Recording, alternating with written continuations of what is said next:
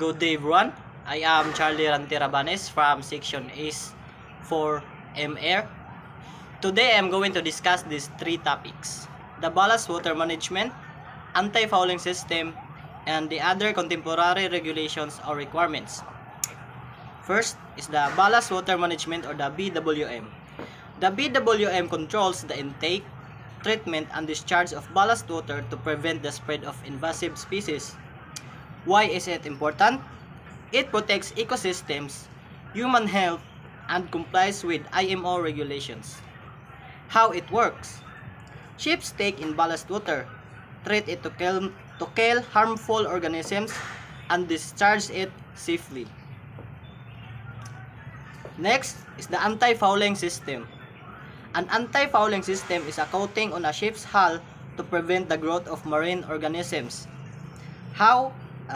Why is it important? It improves fuel efficiency, reduces maintenance costs, and protects the environment. How it works? It uses biocides or non-toxic alternatives to defer fouling.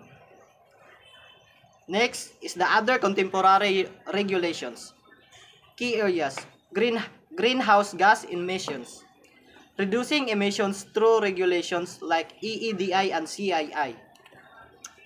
Cybersecurity, strengthening cybersecurity measures to protect ships from attacks. Autonomous shipping, developing regulations for safe and legal autonomous vessels. Digitalization, supporting the transition to digitalize operations in the maritime industry. That's all everyone, and thank you for watching and listening.